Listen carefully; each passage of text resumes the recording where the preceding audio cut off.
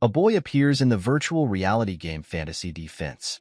He is the youngest son of a prestigious swordsman family, and his name is Celterion Marquis.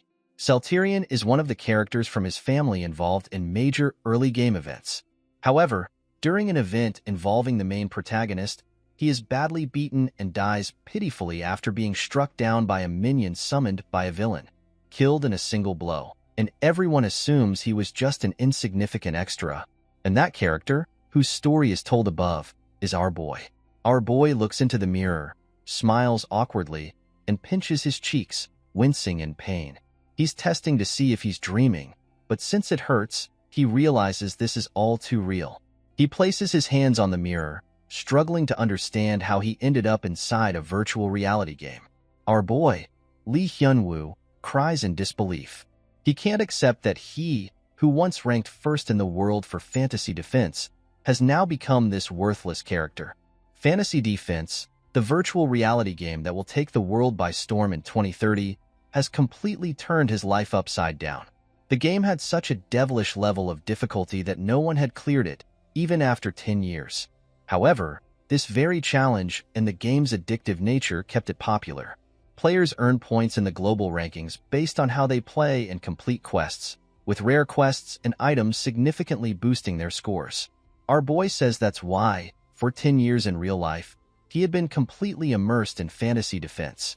After mastering everything, from rare magic circles to legendary crafting combinations, he achieved an overwhelming score. He was truly a living legend of the game, the top-ranked global player. Lee Hyun-woo, our boy sighs as he reflects on his current situation, realizing that he's now inhabiting the body of an ordinary character. He wonders how he will survive in this world, especially since even the main protagonist, with the best talents, couldn't clear the game. As he sits idly on his bed, he recalls Celterion's fate, a character whose story he knows all too well from playing the game countless times. Our boy then explains that the ultimate goal in fantasy defense is to stop the forces of darkness. The one who summoned these dark forces was the second son of the Celterion family, Adol. In an attempt to usurp the head of the family, Adol sought the power of darkness to incite a rebellion. As a result, the Celterion territory became a base for the dark forces who had long coveted human lands.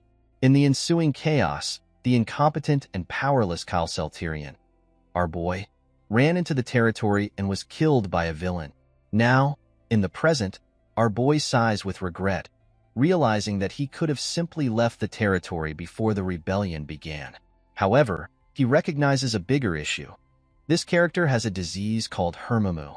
Our boy grows sad as he looks at his hand, and we learn that Hermumu is a condition in which the mana channels within the body are blocked. In this game world, mana is the source of both aura and magic, as well as the essential energy needed for survival. Those with blocked mana channels, known as Hermumu patients, cannot absorb the nutrients required for life and growth, and most die before reaching the age of 20. Our boy looks at his hands, reflecting on the fact that the only cure for Hermumu is to absorb mana from nature into the body. However, since the mana channels are blocked, absorbing mana is impossible.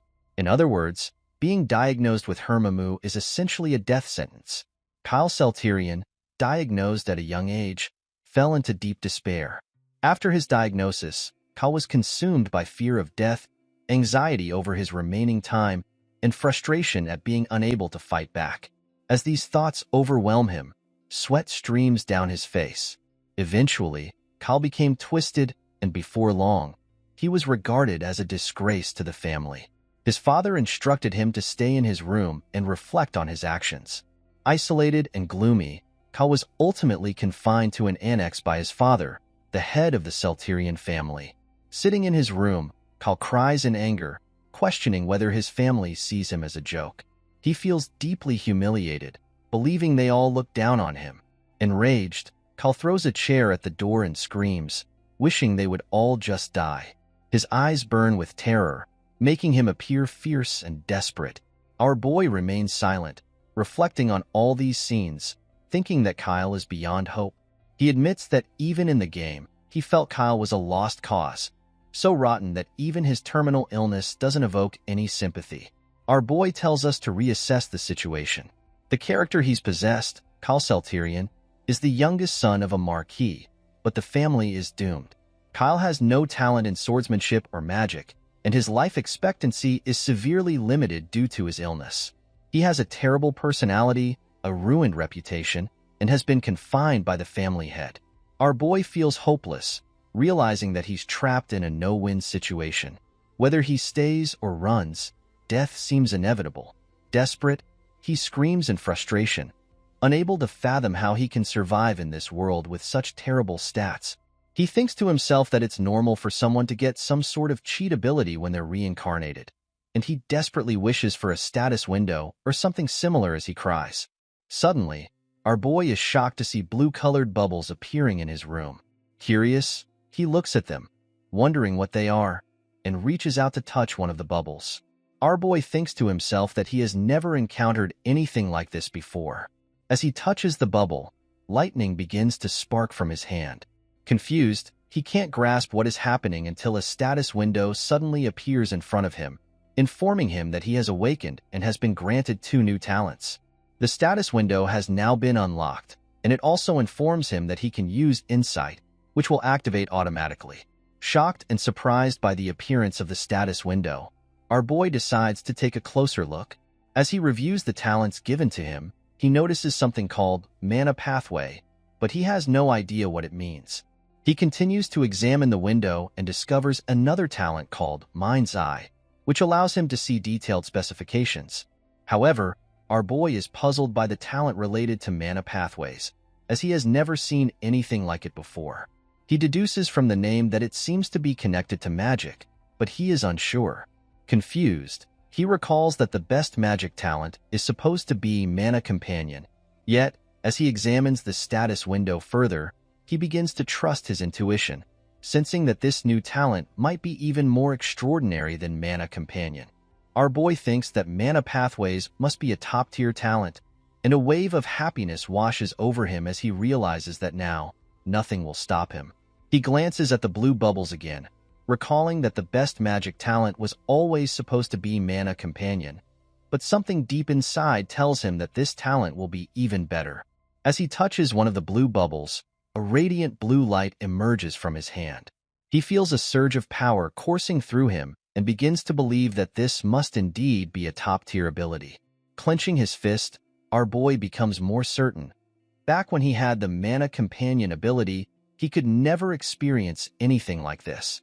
While watching his hand transform before his eyes, he realizes that this is pure mana energy itself. If he can absorb it properly, mana will flow freely through his body, and according to his will, it will break through his limits. Our boy can feel the blue lightning coursing through his veins. He commands it to move according to his will, discovering that he can control it. Determined to break through the blockage in his mana channels, he shapes the mana into a drill, and it instantly transforms as he wishes. When he commands it to move, it obeys perfectly, flowing exactly as he directs. Overjoyed that it worked as he intended, our boy feels the mana flowing through his veins, though it's only reaching up to his elbow for now. He realizes that if he continues to gather mana and opens the path fully, he might be able to overcome the barrier of Hermimo. Feeling a surge of hope, our boy is elated. He won't die now. Meanwhile, in the territory, a maid finishes preparing lunch and wipes her hands with a towel. She remarks to herself that the meal is ready and decides to take it to Lord Kyle before it gets cold. But before she can leave, 2 other maids approach her, stopping her in her tracks. The maid, whose name is Urgel, looks at them in confusion. The 2 maids, one with green hair and the other with blue, gaze at Urgel with anger. The green-haired maid tells Urgel that they've decided to stop serving Lord Kyle for a while. The green-haired maid explains that they are protesting Kyle's behavior, saying that going hungry for a few days might improve his attitude. She demands that Urgel put the soup down immediately, and the blue-haired maid agrees with her. Urgel looks at them quietly and responds, "You can do whatever you want, but I'll still do my job." Her calm defiance angers both of them. The green-haired maid shouts at Urgel, accusing her of acting self-righteous, asking if she thinks she's the only one trying to be noble. In a fit of rage, she knocks the tray out of Urgel's hands. Urgel is shocked, but before she can react, the green-haired maid sneers, asking if she still thinks she's noble now. The maid continues to berate Urgel, reminding her that after her family's downfall, they sold her as a slave. Despite the insults, Urgel quietly kneels to pick up the fallen dishes, ignoring the green-haired maid's taunts. This silent resistance only fuels her rage. The green-haired maid, now even more furious, seething with anger, she raises her hand to slap Urgel, shouting, "Are you just going to ignore us like this?" Suddenly, someone steps in and asks, "What's going on here?" The green-haired maid turns around to see a young man standing behind her, glaring angrily.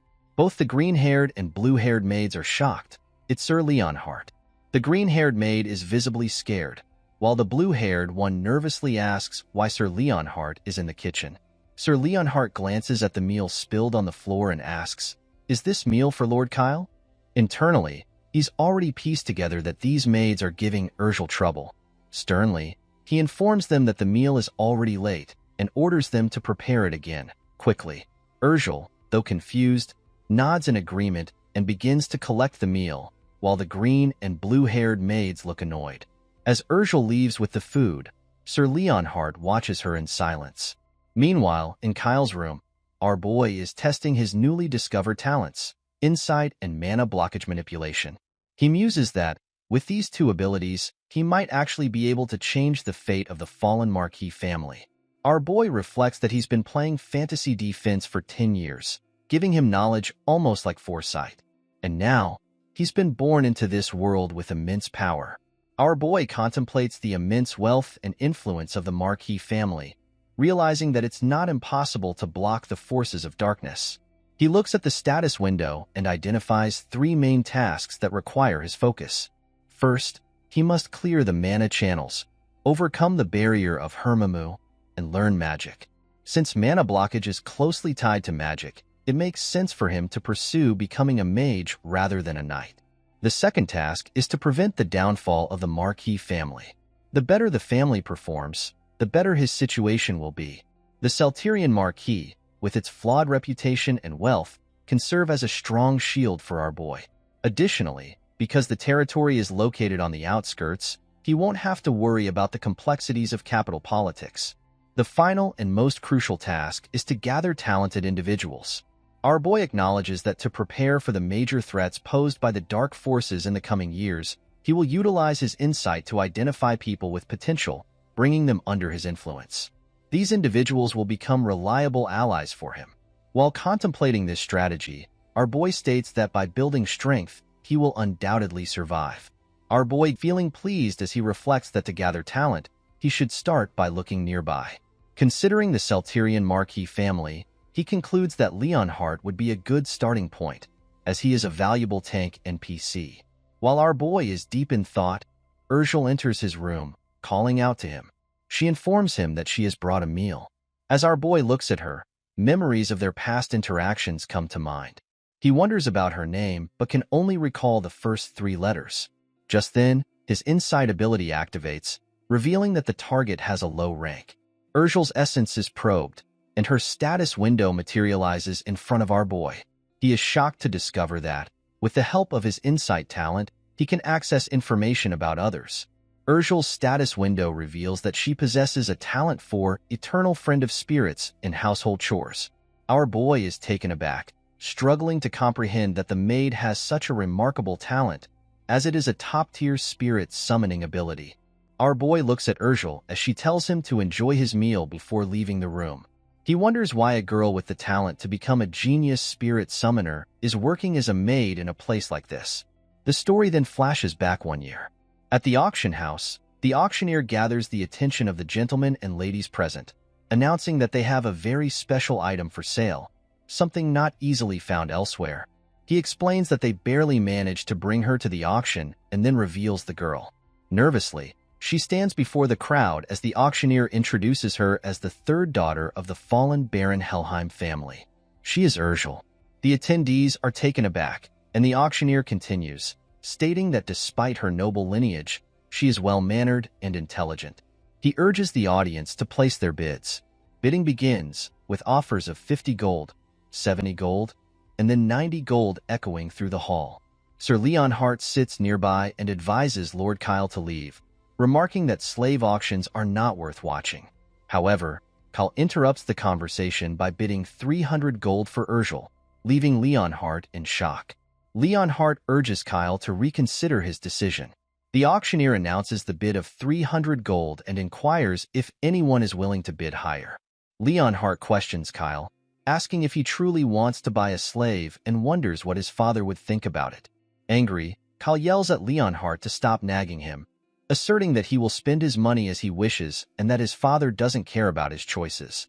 Despite Leonhardt's desire to intervene, Kyle begins to walk forward, and the auctioneer declares that the slave is sold for 300 gold. Kyle approaches Urgel, who stands there with her hands cuffed. He looks at her, and with a piercing gaze into her soul, he declares that she is now his. Kyle removes Urgel's cuffs and tells her that she is free now. He explains that she is no longer a slave since he has purchased her, and now she can go wherever she wishes. Urgel looks at him as he turns to leave. She stands there, contemplating her newfound freedom, but then recalls Kyle's words declaring that she belongs to him. As Kyle walks away, he notices Urgel stopping him by holding onto the cuff of his sleeve. She tells him that she will follow him. Confused, Kyle responds that she is free to do whatever she wants and continues on his way. In the present, our boy reflects on these memories while eating his lunch, realizing that they are actually Kyle's memories. He understands that the reason Urgel became a maid for the Marquis family was that Kyle took her in when she was on the verge of being sold as a slave after her family's downfall. Our boy feels a sense of empathy for Urgel, recognizing that she has endured so much at such a young age. He wonders if he has truly merged with Kyle, as he considers the emotions Kyle harbored towards Urgel. The feelings are vivid and profound. Our boy feels a shared sense of abandonment from the world, coupled with a lack of control over his fate. He takes a bite of his lunch, his eyes lighting up as he asks Urgel if she made it herself. Worried, Urgel asks with a trembling voice if something is wrong with the food. Our boy assures her that it is delicious and praises her cooking skills. He smiles and requests that she make this dish for him again next time. Urgel is taken aback, but eventually agrees with him. Our boy notices her affection for him, which shows a score of 35. He reflects on their dramatic encounter, thinking that it isn't a particularly high affection score. Given his delinquent behavior, he considers it a miracle that Urgel still holds any affection at all. Our boy recalls that in Fantasy Defense, there was no spirit mage NPC named Urgel. He suspects she must have been caught in the internal rebellion of the Marquis family and died before her talents as a spirit mage could truly blossom. Determined, our boy resolves that he will not let that happen this time. He refuses to allow such a valuable talent to slip away right before his eyes. Our boy asks Urgel if she has ever considered learning spirit magic. Urgel responds with curiosity, admitting that she knows nothing about spirit magic. Our boy explains that he believes she might have some talent for it. She remains silent, looking at him with confusion, and expresses that she has never imagined having any talent for spirit magic. Our boy realizes that it seems she has never encountered spirit magic even in her family home. He understands that spirit magic is known to be particularly expensive, likely something a lower-ranked noble family could not afford to teach her. Our boy thinks he will need to address this matter later. He encourages her to start considering it, assuring her that she will learn it soon. Urgel hesitates, and our boy insists that there is no option to refuse. He gets off the bed and stands in front of her, stating that she must follow his words. Urgel looks into his eyes, still confused. Our boy reassures her with a smile, telling her that she is his person now.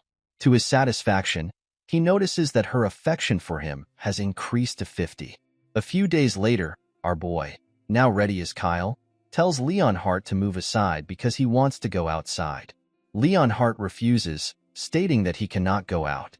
Our boy becomes angry, reminding Leonhardt that he has not been outside in days and asking if he must remain locked up there forever.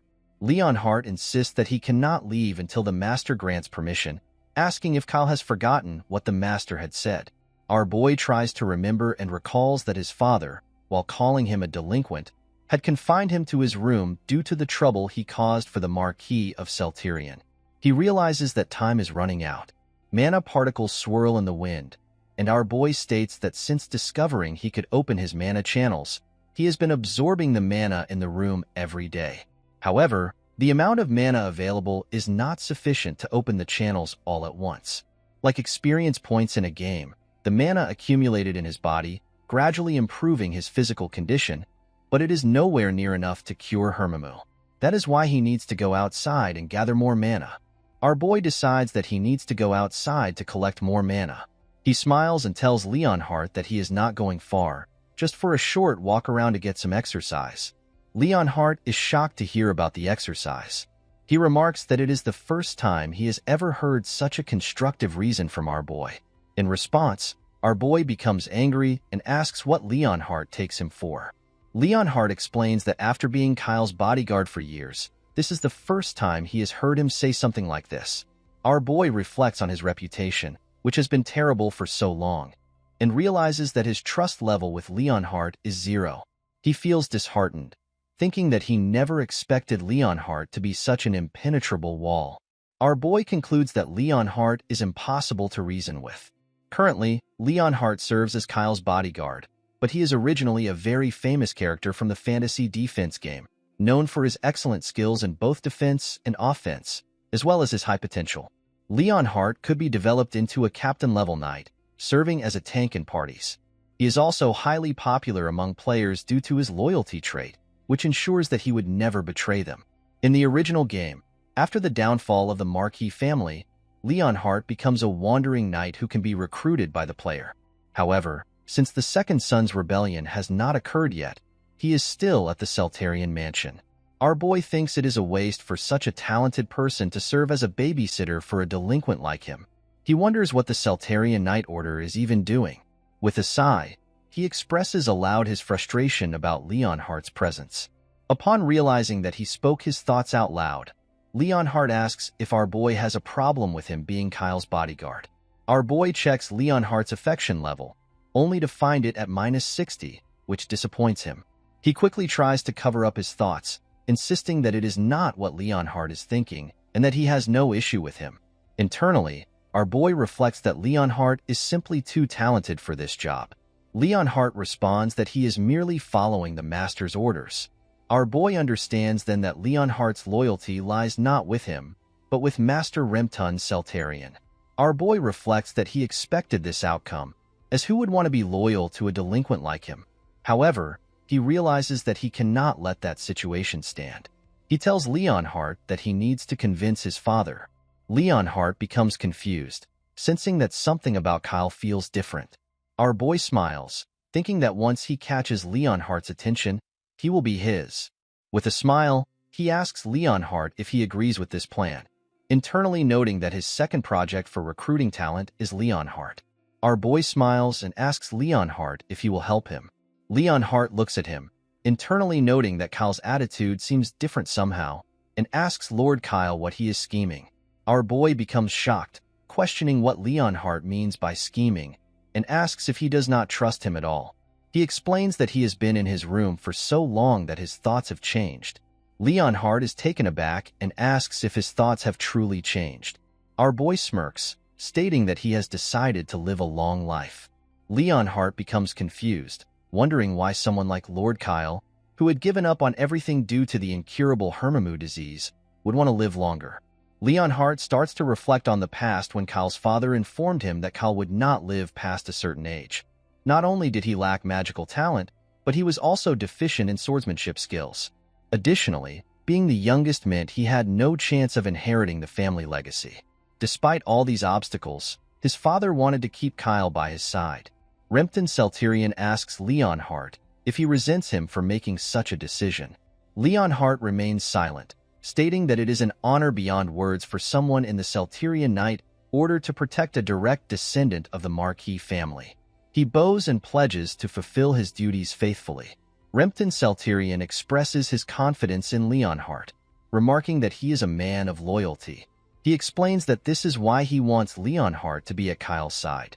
Remtun further emphasizes that in the vast Marquis household, there is no one else he can truly trust to protect Kyle except Leonhardt. He instructs Leonhardt to take good care of him. Leonhardt looks down, bows in respect, and assures him that he will obey the Marquis. In the present, Leonhardt remains silent while observing Kyle. Kyle tells Leonhardt that if someone wants to live longer, they need to be healthy. Therefore, he intends to exercise outside. He suggests that he can inform his father about this, assuring Leonhardt that his father will understand. Kyle smiles and asks if it is acceptable for him to go outside. As he attempts to leave, Leonhardt blocks his path and reminds him that he can also exercise indoors. Our boy becomes annoyed, thinking that Leonhardt is truly stubborn and difficult to convince. He tells Leonhardt to move aside, insisting that he doesn't want to repeat himself. Frustrated, he internally resolves that he needs to go outside to find more mana cores. They both remain silent, staring at each other, and Leonhardt reflects on the unusual aura surrounding Lord Kyle, sensing something different about him. Nevertheless, Leonhardt asserts that the Marquis's orders are absolute, which applies to him as well. He adds that if Kyle really wants to go outside, he must get past him first. Our boy is shocked, sensing the killing intent emanating from Leonhardt. Realizing that the knight is using it against a child over something as simple as stepping outside.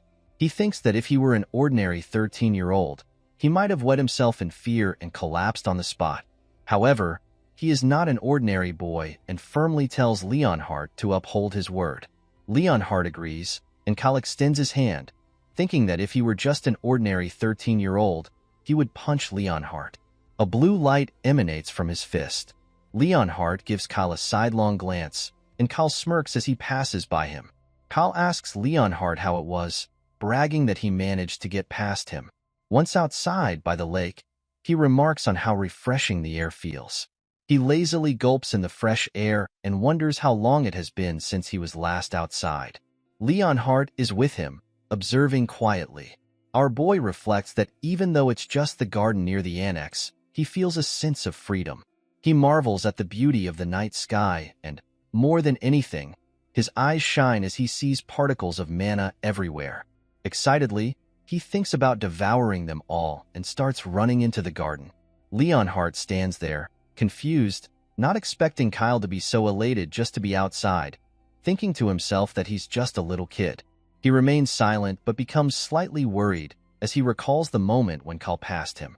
He wonders how that was possible, considering that Lord Kyle has not trained in mana or aura and should not be able to handle this pressure. Our boy notices Leonhardt's confusion and thinks that it seems the knight is still rattled from what happened earlier, acknowledging that he had every reason to be shocked. Kyle was just a 13-year-old noble boy who had never been in a real fight, but mentally, he was a veteran who had survived countless virtual wars over the past 10 years in the virtual reality game Fantasy Defense. The game was famous for its realistic depictions of battle, and Kyle had become desensitized to life-or-death situations. So, when faced with a minor scare tactic like Leonard's killing intent, it felt almost second nature to him. After gathering enough mana particles, our boy thought he would be able to clear more mana channels soon. As he finished, Leonard approached him, stating that he would be receiving punishment from Rempton for his actions. Confused, our boy asked what he meant. Leonard explained that although he had followed Rempton's orders, it was wrong for him to direct killing intent toward the one he served. Therefore, he would seek punishment. Our boy assured him that it wasn't necessary, but if Leonard insisted on reporting to his father, he should also mention that Kyle didn't wish for him to be punished. True to his word, Leonhardt reported everything to Kyle's father, who was surprised by the request. Rempton asked if it was true that Kyle had requested his subordinate not be punished. Leonhardt confirmed this, stating that Kyle's words were sincere. Rempton clarified that it wasn't a matter of mistrusting Leonhardt, but rather that it was hard to believe. Leonhardt acknowledged this, admitting that even he had difficulty accepting it. He reported that when Kyle had calmly faced his killing intent, he had doubted what he was seeing. Rempton pondered, trying to understand how Kyle had resisted the killing intent of a knight as skilled as Leonhardt. He then asked what Kyle did afterward in the garden.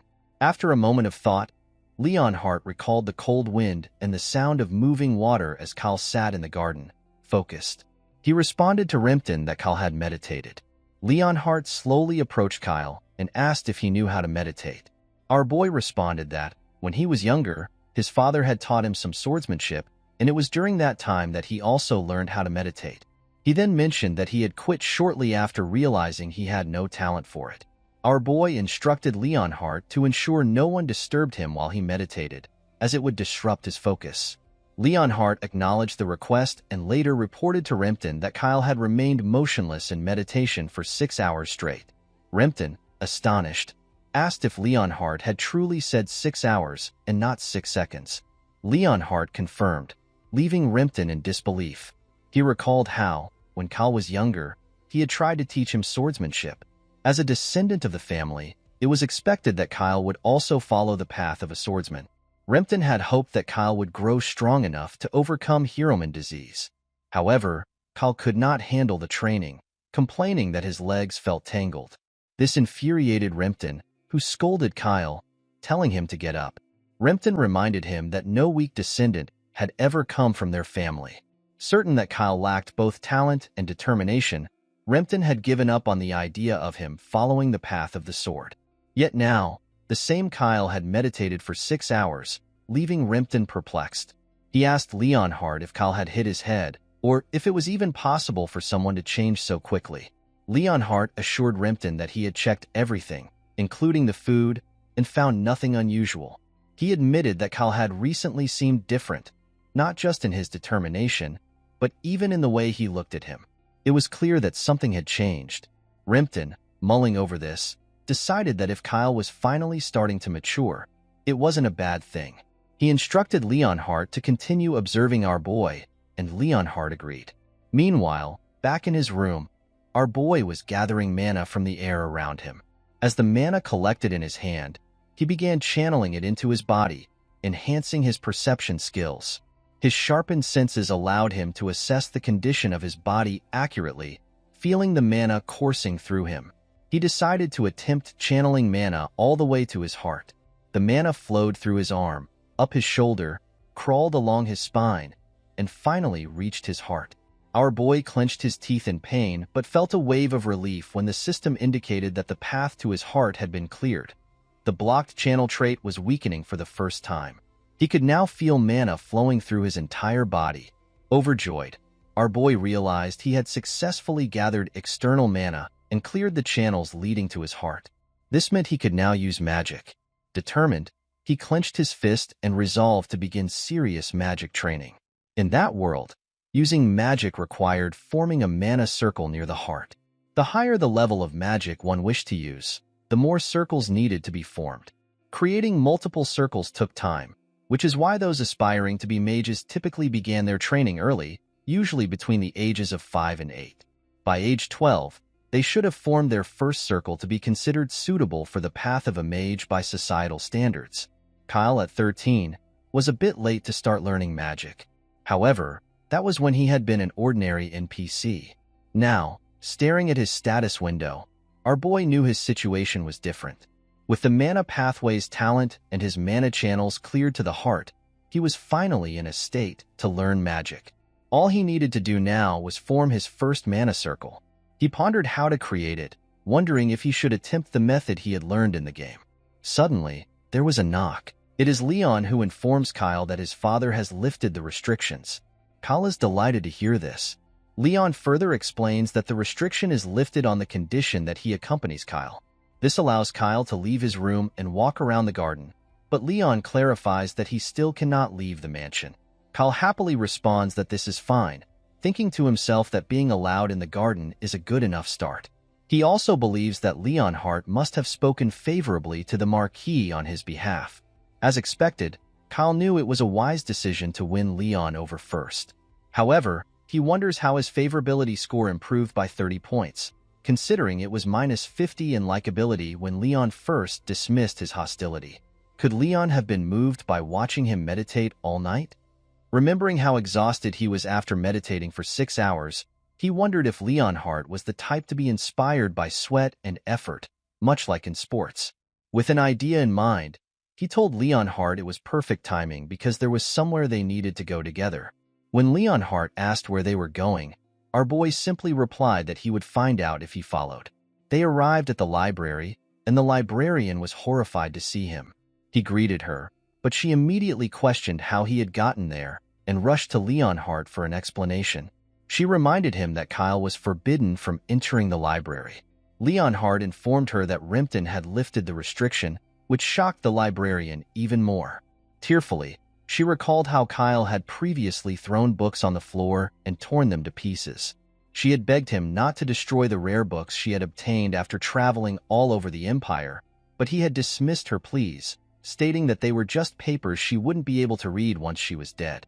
He then proceeded to tear them up and throw them away, leaving her in tears. She reminded Leonhardt that, after that incident, Kyle had been banned from the library again. Clearing his throat to get their attention, our boy told the librarian that he had come to read books and asked if there were any related to magic. They both looked at him in confusion. She replied that, while the collection was limited, they did have some introductory level books for beginners, as the Duke's family had always emphasized swordsmanship over magic. He said that would be sufficient and requested a book explaining how to form mana circles. A moment later, he began reading about mana as the force that created everything, a form of supernatural urgal energy. The text also mentioned that supernatural urgal energy was a term defined by the scholar Joshua Allengrang, associated with his birth story. Frustrated, our boy questioned whether this was truly an introductory book and why it was so complicated. Exhausted, he laid down, doubting that 7-year-olds could understand such material and thinking it resembled a university thesis. He wondered if he had to read all of it, reminiscing about how, in a game, a status window would appear and the knowledge would be automatically learned. Just then, the status window appeared, showing that his insight skill had been activated. Surprised, he watched as his insight skill began translating the low-level book's text. Once the entire book was translated, a loading process appeared. When it reached 100%, the translation of Introductory Book 1 was complete. Amazed, our boy realized that the insight skill could also function as a translator. After glancing at the books next to him, our boy decided there was no need to linger in the library any longer. He called out to the librarian, Alice, and instructed her to bring him more introductory books on circle formation, informing her that he would be borrowing all of them. Back in his room, Leonhardt placed the books on the table and reported that this was the last batch of all the books our boy had requested. Pleased, our boy complimented Leonhardt on carrying them so efficiently. Excitedly, he eagerly scanned the books, prompting Leonhardt to ask if he was sure about borrowing so many at once. Confused, our boy asked Leonhardt what he meant. Leonhardt explained that the librarian, Alice, had been very concerned. She had begged him to ensure the safe return of the borrowed books, as they were rare volumes, irreplaceable even if she sold her entire estate. Our boy reassured Leonhardt not to worry, confidently stating that he would finish reading the books in no time. He jokingly asked if they were concerned he might burn them. Leonhardt, remembering how Kyle used to despise reading, wondered aloud about his sudden interest. His curiosity deepened as he noticed the books were about mana usage and the basics of circle formation.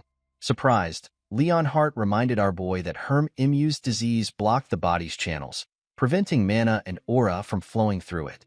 Before Leonhardt could finish, our boy cut him off, saying that learning magic would indeed be difficult for him and asking if that was what Leonhardt had intended to say. Leonhardt apologized for overstepping, but our boy assured him that he was correct. He acknowledged that everyone in the household likely thought the same and that what he was doing must seem strange to them. This caught Leonhardt off guard. Our boy then clarified that, as the infamous disowned youngest son, no one would be surprised if he acted oddly once or twice more. He added that reading wouldn't harm anyone, and he understood why Leonhardt was concerned, worried that another failure might send Kyle into deeper despair. However, our boy reminded him that, as he had said before, he didn't intend to die young. With a light punch on Leonhardt's shoulder, our boy swore he would do everything in his power to succeed. He then headed to his bed, announcing it was time to lie down and read some more, leaving Leonhardt in stunned surprise. Leonhardt watched as our boy lay down, picked up a book, and smiled happily. This triggered a memory of Kyle Celterion, a boy Leonhardt had once known, crying in the training hall and calling out for his father. Leonhardt had approached him, concerned, and asked why he was crying. Tearfully, our boy had replied that his father had told him he didn't need someone like him. Leonhardt had tried to console him, worried about his fragile state. As Leonhardt picked up one of the books, he reflected on how Kyle, once a tearful child, was now slowly changing. He then glanced at his status window and was shocked to see Kyle's favorability score toward him had increased to 0, no longer the -30 it had been moments ago. Puzzled, Leonhardt wondered what had caused such a sudden jump of 30 points in Kyle's favorability.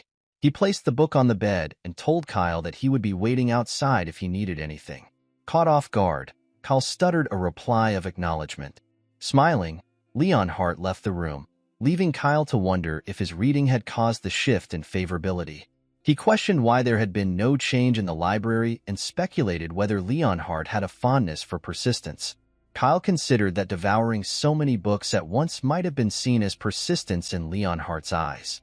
With a quiet laugh, he concluded that Leonhardt was indeed a strange guy, while Leonhardt, outside the room, walked away smiling. Our boy felt a wave of relief. Finally, he was alone, surrounded by books. He sat down and decided it was time to truly dive into his studies. Activating his insight skill, he began decoding the text in the books. To his amazement, the book started translating and processing at an incredible speed. He noticed that insight worked dozens of times faster than normal reading, even with the most difficult parts of the text being stored as easily understandable data. The system then notified him that the principles of circle formation had been digitized and saved. His understanding had increased, and all the books in his vicinity had been fully decoded. Excited and pleased with the ease of the process, our boy clicked on the principles of circle formation to move to the next step. As he began forming a circle using the decoded data, the system confirmed that he had understood the principles of circle formation and met the minimum requirements to create his first circle. Staring at the golden circle in front of him, our boy knew that by directing mana along the golden path, he could form the circle by pushing the golden path toward his heart. He commanded it to move inside him. The force of the golden path entering his body caused the book data around him to fly, and the system indicated that the mana was following the path within him. He felt a sharp pain in his chest, as if his heart were burning, yet he knew he had to endure. Otherwise, the mana would backfire and damage his organs. The magic circle began to form in his heart as he pushed through the pain, constantly telling himself to hold on for just a little longer. When the golden path finally began to disappear, leaving behind a completed magic circle, with the golden path vanished, a perfect magic circle formed inside his heart. The pain subsided, and our boy opened his eyes, wondering if he had succeeded. The system confirmed that he had formed his first circle, weakening his blocked channels and intensifying his mana pathways.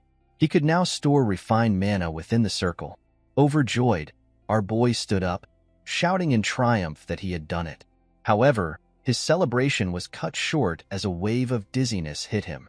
He noticed the bright light outside his window, realizing that it was already morning. Just before losing consciousness, our boy thought to himself that Leonhardt and Urgel were going to scold him for this, and then he collapsed to the floor. A short while later, Urgel entered the room, bringing his breakfast, and gasped in shock when she saw him lying on the ground, surrounded by books.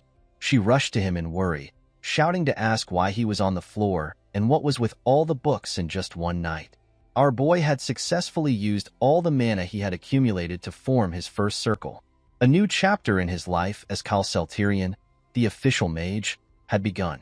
Later that day, Alice was horrified when she saw the mess the books were in as Leonhardt returned them.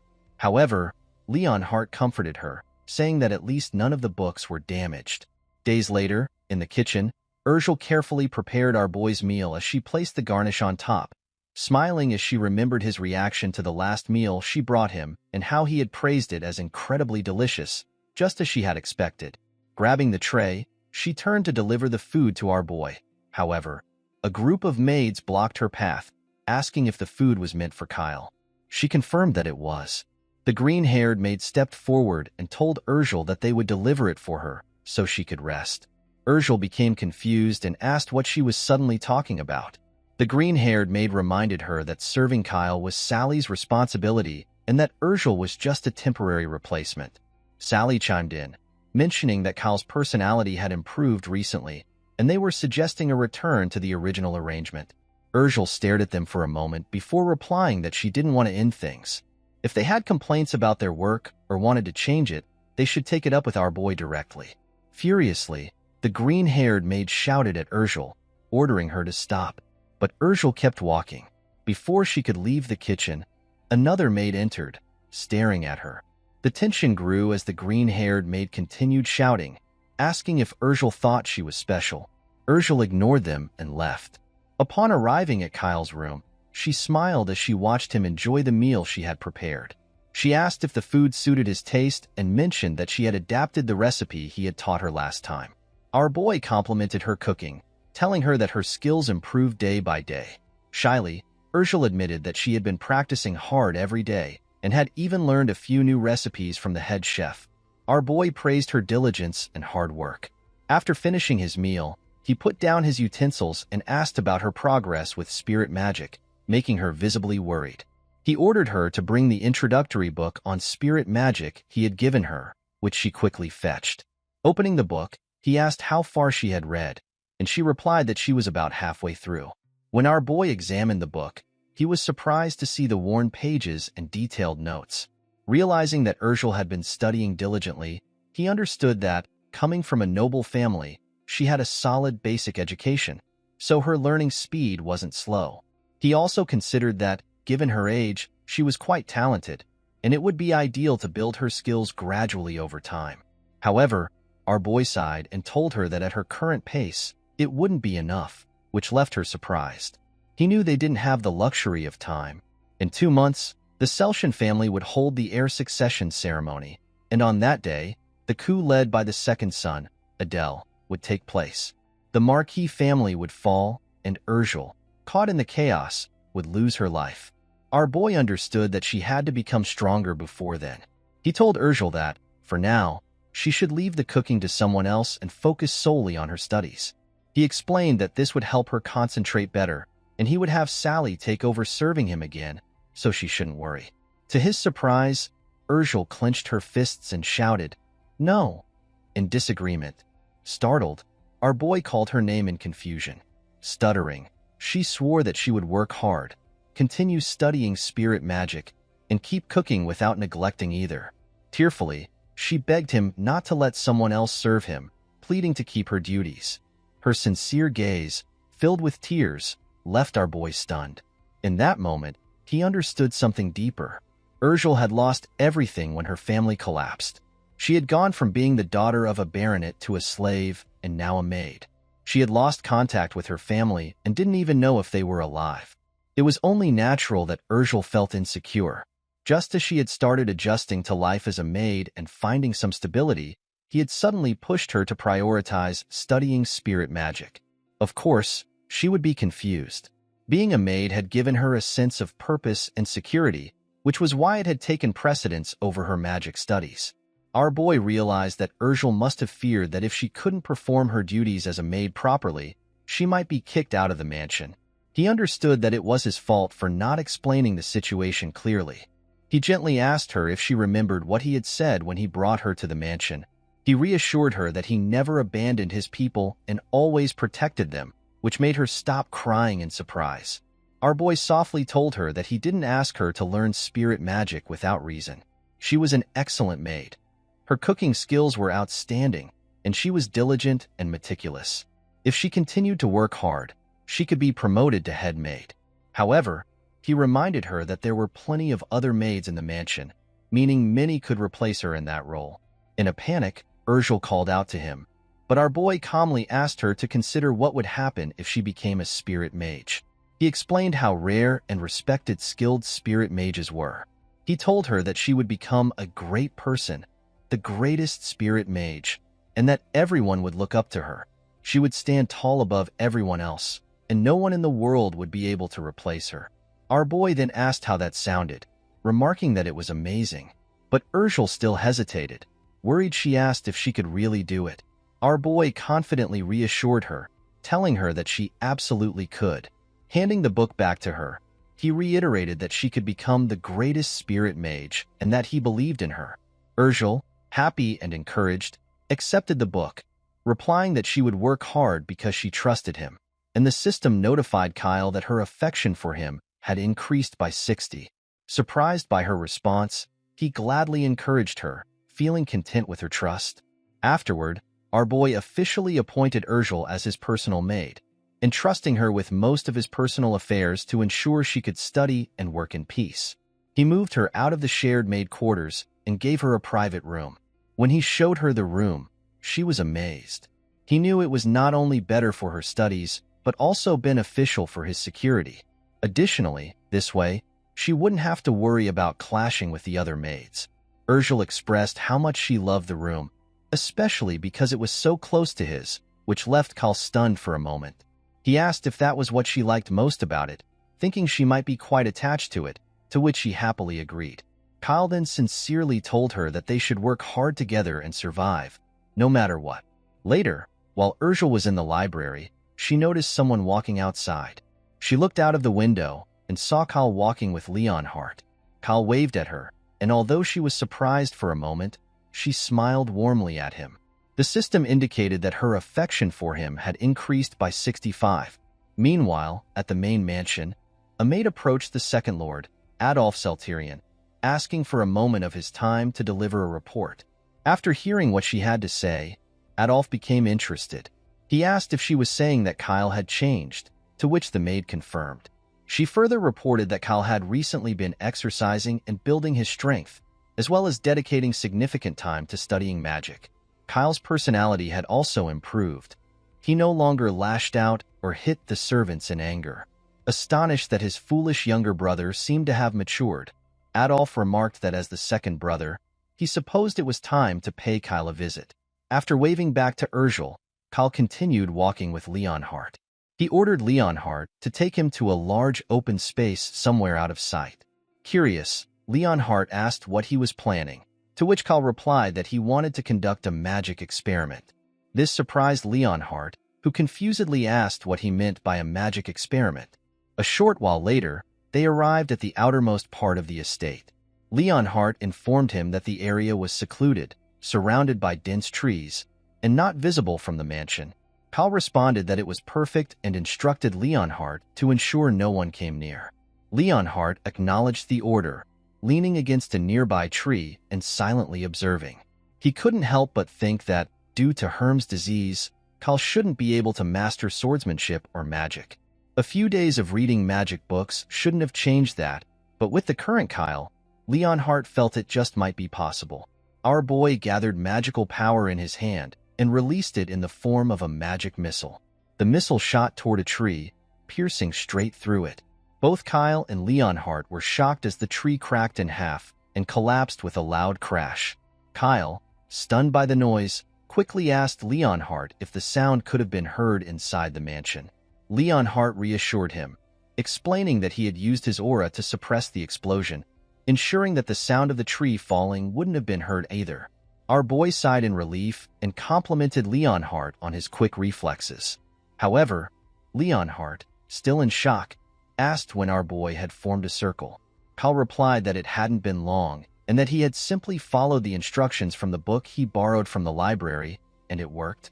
Leonhardt, even more surprised, asked if that meant Kyle was now cured. Kyle confidently confirmed that he had overcome Herm's disease, releasing his magic in his palm as he spoke. Leonhardt stared at Kyle, recalling his earlier words about not planning to die young and doing everything he could to survive. It all made sense now. Smiling, Leonhardt congratulated him on surpassing his disease. The system then notified Kyle that Leonhardt's favorability toward him had increased by 10, making him realize that Leonhardt was truly a man of perseverance.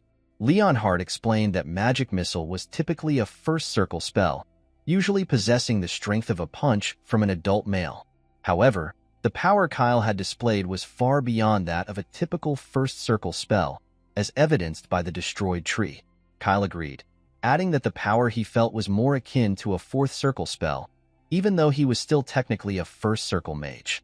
He assured Leonhardt that despite his current rank, he had just unleashed a fourth circle level of power with a first circle spell. Leonhardt marveled at how incredible that was. Kyle admitted that even he hadn't expected such strength. Leaving Leonhardt to wonder if he was some kind of prodigy, Kyle remarked that regardless of how they looked at it, such power was too conspicuous. Grateful for his insight and talent, he reflected on how he had managed to read all the first circle magic books in the library thanks to it. Without this insight, it would have taken him months just to form a circle. However, one question lingered in his mind. Why was the magic usage decoded by insight different from that in the game? He remembered that, according to the magic books, casting spells involved drawing a complex magic circle, followed by intricate calculations and equations, before circulating mana to activate the spell, a very old-school method. In contrast, in the game, magic casting was much simpler. Players only needed to draw a basic magic symbol with mana, and the spell would activate immediately. This method was easier, faster, and more powerful. Kyle decided to try using magic in a more user-friendly way, similar to the game. However, the power he unleashed was overwhelming. He knew this was a problem, as it wasn't the right time to reveal his full strength yet. Kyle asked Leonhard if he could keep what he had just revealed a secret. Taken aback, Leonhard inquired if he meant keeping it from his father as well.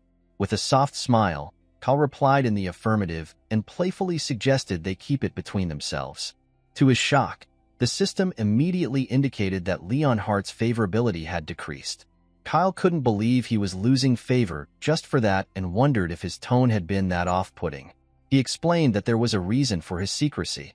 He didn't want anyone to know how strong he was just yet.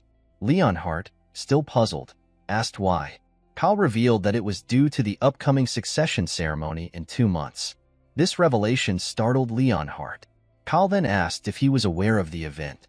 The succession ceremony of the Marquis of Sutyan family was a traditional competition to determine the heir, based not on age, but on merit. The family judged candidates based on personality, swordsmanship, wisdom, knowledge, public support, and the opinions of loyal followers. The goal was to select the most promising heir capable of leading the family to greater prosperity. Currently, 2 individuals were fiercely competing for the position of heir. The eldest son, Abel Celterion, and the second son, Adolf Celterion. Abel, the eldest son of the Marquis's legitimate wife, was the most likely candidate, known for his gentle nature and exceptional swordsmanship skills. He had been groomed to be the heir since childhood, growing up under high expectations as a model elite, primarily supported by the family's long-serving retainers. On the other hand, Adolf, also born of a legitimate wife, had long been overshadowed by his elder brother and overlooked for many years. However, as he matured, Adolf's personality became more composed, and his swordsmanship skills improved rapidly, allowing him to stand out. His supporters were primarily young, passionate knights. The scene shifts to the main palace, where Adolf and Abel meet with their supporters. Adolf asks Abel if he's been ignoring his younger brother. Abel, smiling, replies that it has been a while. He further explains that he was so lost in thought, he didn't even notice Adolf approaching. Frustrated, Adolf tells Abel to stop joking, as it's hard to believe that Abel, who manifested an aura at the age of 5, couldn't sense someone's presence. Abel responds, saying that was a story from ages ago and wasn't a big deal. It had been a childhood fluke, nothing worth bragging about. He then tells Adolf that he is embarrassed, and Adolf shouldn't bring it up again, or people will laugh at him since it's not worth mentioning. Abel notes that Adolf was the one who first manifested an aura at the age of 15.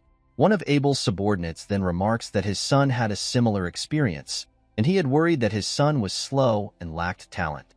Abel reassures him, saying that some people start slowly, but now that his son has taken that difficult first step, he will grow quickly, Abel added. Angered by this, one of Adolf's subordinates told Abel's men to stop talking nonsense. However, Adolf, with a serious gaze, intervened and told his subordinate to stop. He reminded them that they were in the main house, where their father resided, and that they shouldn't act recklessly. His subordinates quickly apologized to Adolf. Observing this, Abel commented that Adolf had trained his subordinates well, further stating that Adolf was truly worthy of being a candidate for the heir of the Marquis of Celterion. Hearing this, Adolf responded, "Laugh all you want," and as he stepped closer to Abel added, "You won't be laughing for much longer." As Adolf left with his men, Abel couldn't help but dwell on what Adolf had just said. Kyle, while having lunch with Leonhard, informs him that the succession ceremony is only 2 months away.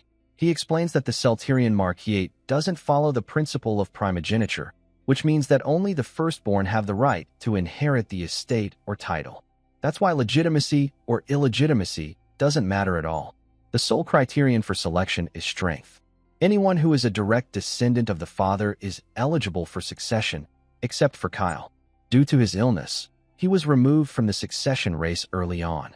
Kyle's third older brother, Duke, is also not involved in the succession struggle. While being 15 isn't a problem, Kyle's swordsmanship and magic are still inferior compared to his much older brothers. Leonhardt then discusses the current situation, and Kyle confirms that his eldest brother Abel and his second eldest brother Adolf are the only 2 individuals competing for succession. It is a duel between the 2 of them. Both Abel and Adolf would not welcome any unexpected developments because there is very little time left until the ceremony. This raises an important question. What would happen if it became known that Kyle possesses great power in such a situation? There are only 2 possibilities regarding what Kyle's elder brothers would do if they found out that someone who was never considered a threat suddenly emerged as a dark horse. They might try to bring Kyle to their side, or they might try to crush him while he is still young. Both Leonhardt and Urgel grow nervous after hearing that.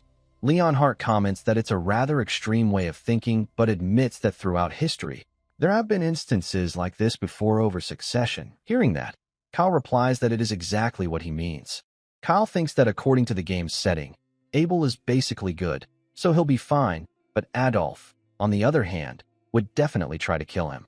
From the very beginning, Adolf has been planning to eliminate the entire family. Kyle then tells Leonhardt that his current position is one of potential. Having just overcome Hermimu, he's promising for the future, but still has limited skills. For the youngest first-class wizard, this level of ability is ideal. Kyle then strikes a playful pose, saying that while it would be good to bring Adolf to their side, even if they don't, the damage won't be too severe. Reinhardt closes his eyes and nods, confirming that he understands. After that, he stands up, saying that wizards often conceal their abilities to protect themselves, and he has also heard that they sometimes pretend to downplay their circle level. In that context, it makes sense to him, but after the succession ceremony, he decides he will report Kyle's abilities to the head of the family. Hearing Leonhardt's decision, Kyle wonders if it's due to his low favorability rating. The current Leonhardt pledges loyalty to the head of the family, Kyle's father, but not to Kyle himself. That's why it's difficult to expect Leonhardt to unconditionally support him. Still, since Leonhardt doesn't outright refuse, it's a better situation than before. Even so, Kyle is sure that he will eventually make Leonhardt follow him. After that, Kyle smiles mischievously, thinking that he will definitely win Leonhardt over. While leaving, Leonhardt suddenly feels a chill and looks back at Kyle, asking if he's serious about becoming a wizard. Kyle confirms that he will, explaining that since the current Marquis is known for its swordsmanship, having a skilled wizard among them wouldn't be a bad thing either. Leonhardt smiles at that and comments that it's a good idea, adding that the head of the family will be happy too. Kyle is surprised to see that Leonhardt's favorability suddenly increases, reaching a positive 30. Kyle wonders which part of their conversation caused such a jump. Before leaving, Leonhardt stops to compliment Urgel on her cooking, saying that the steak was very delicious. Urgel humbly thanks him for the compliment. Seeing that, Kyle thinks that eating together increases favorability, so he decides not to let the opportunity slip away. He tells Leonhardt to eat with him in his room from now on. Leonhardt looks puzzled, wondering why Kyle is suddenly acting like that, and tells him that he can eat at the knight's dormitory instead. But Kyle stops him, claiming that it's an order. A brief silence falls before Leonhardt finally accepts the order. Night falls, and Kyle is studying magic circles in his room. He creates 2 different types of magic circles, then grabs one of them, saying that if it activates magic using the method used in the game, the activation speed is fast, and the power is tremendous. However, the only drawback is that it's difficult to control the power. Kyle doesn't understand why the game method makes magic stronger, but handling it this way is difficult for him. He closes his eyes to think of a solution but can't come up with one, so he decides to seal it for now. Kyle knows there will be many times in the future when he'll need to demonstrate his magic, but he also realizes he can't rely solely on standard methods. The magic activation method in this world is slower, and the drawback is that it's hard to master. However, It allows much finer control over power. Then suddenly, Kyle gets an idea. He remembers the magic activation method of this world and decides to take only the advantages of the game user's method, coming to the conclusion that he should combine the two. Just as he thinks that, a warning window appears, informing him of the danger. It claims that a magic explosion could occur and asks if he wants to continue. Kyle becomes startled and a bit nervous after seeing that. But when he reads the message carefully, he understands that it's not saying the process is impossible, only that it carries risk. Since this is a warning window, not an error, Kyle realizes there's definitely danger involved. But he also knows that high risks come with high rewards. Nothing can be gained without taking risks. Determined, Kyle agrees to continue combining the circles. Suddenly, a bluish light begins to overflow as more warning windows appear one after another, again asking if he wants to proceed. Kyle smiles confidently, saying, "Of course," and executes the combination. The system begins analyzing the activation method, recognizing that Kyle's understanding of magic missile is very high. It then searches for the most efficient path to merge the two systems. The process completes, and Kyle watches in awe as the two magic activation methods fuse into one. He finally succeeds and creates a new spell, Combined Activation Method, Magic Missile. Kyle finds it amazing, and, now that the foundation is laid, he decides to refine it further. He adds a bit more magic, but then reduces it slightly after seeing another warning window appear, reminding him that a magic explosion could occur. Kyle tries lowering the output, but the result doesn't turn out as expected. Meanwhile, Urgel, who is carrying a bedsheet, suddenly hears a loud sound coming from Kyle's room and rushes there immediately. Kyle quickly assures her that he's fine and laughs nervously when he notices the hole in the wall, saying he was just practicing magic. Urgel hurries over to check if he's truly alright, and then notices the damage. Kyle laughs again, admitting he probably should have done the experiment outside. The warning window did say there might be an explosion, but now Kyle fully understands what it meant. He decides he needs to set up a proper magic workshop with barriers next time to prevent this kind of accident. A moment later, Leonhard also rushes in after hearing the loud noise and immediately notices the hole in the wall. Kyle asks him for help cleaning up the mess, and Leonhard agrees. Kyle sighs and thinks that they should clean everything up first and figure things out later, while also realizing that the librarian is going to be furious since several books were ruined in the process. The scene then shifts to the kitchen, where Urgel is cooking food for Kyle. When she tastes it, she notices that something feels a bit off. She worries about how Kyle will react after realizing the flavor is somewhat plain and becomes anxious, wondering what she should do. Another maid approaches Urgel, trying to start a conversation, and says that she can see Urgel is preparing a meal for Kyle. She compliments Urgel, saying that she is very diligent every day. Urgel startles at her sudden approach, looks at Daisy, then turns back to continue cooking, replying that it's her job. Daisy grows nervous, thinking that Urgel is very cautious, and offers some advice. She suggests that if the stew's seasoning feels off, Urgel should try adding a dash of nutmeg. Urgel listens curiously, and Daisy continues, explaining that it's an ingredient that brings out a rich umami flavor. She encourages Urgel to trust her and give it a try. Since Urgel wants Kyle to enjoy his meal, she follows Daisy's suggestion and adds a little bit of the seasoning. After mixing it in, Urgel tastes the food again and finds it very delicious. Daisy agrees and smiles. After a brief pause, Urgel asks Daisy if she's good at cooking and whether she could teach her a bit more about it. Hearing that, Daisy smirks slightly but quickly changes her expression to a pleasant smile. Leaning closer, she agrees to help Urgel if she can. For now, Daisy decides to help her carry the food since it's ready. Urgel thanks her for that, and they begin taking the dishes to Kyle's room. While walking, Daisy asks about Kyle's behavior lately, saying she's heard that Kyle has changed a lot and become more polite. Hearing that, Urgel looks at her, and Daisy continues, saying she was actually quite worried about Urgel when she became Kyle's exclusive maid. Daisy admits she was afraid Kyle might trouble or mistreat her. Without going into detail, Urgel replies that everything is fine and confirms that Kyle treats her well. Hearing that, Daisy smiles and says she's glad. She also mentions that she's heard Kyle has become much more disciplined recently, getting up early, exercising, and even studying diligently. Hearing that, Urgel blushes slightly and confirms that Kyle is indeed very hardworking and studies hard every day. They arrive at Kyle's room, and Daisy decides to take her leave. Urgel enters and tells Kyle what Daisy asked about him. Urgel explains that Daisy wanted to know what Kyle has been doing lately and who he's been meeting. Kyle asks Urgel what she told her. Urgel confirms that she said she didn't know anything. She thinks to herself that she shouldn't reveal any details about Kyle, then asks if she responded correctly. Kyle smiles, gives her a thumbs up, and tells her she did a great job. It was the right decision. However, he adds that in the future, she can answer moderately because he won't be able to hide the fact that he overcame Hermimu and is secretly learning magic. Urgel nods and says she'll keep that in mind. Sitting on his chair, Kyle thinks to himself that he expected the impatient one to act first, but it seems the tale is already showing. This leaves Kyle no choice but to compliment his brother for his lack of patience.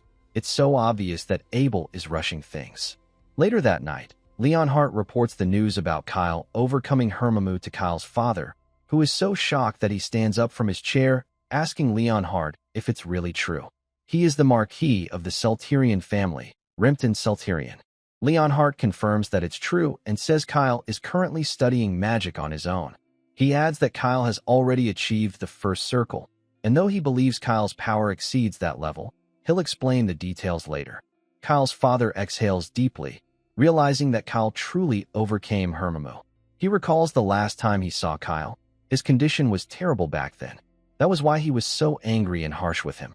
He remembers that Kyle had shouted at him in frustration, saying he never asked to be born with such a body and that his father should have ended his suffering early.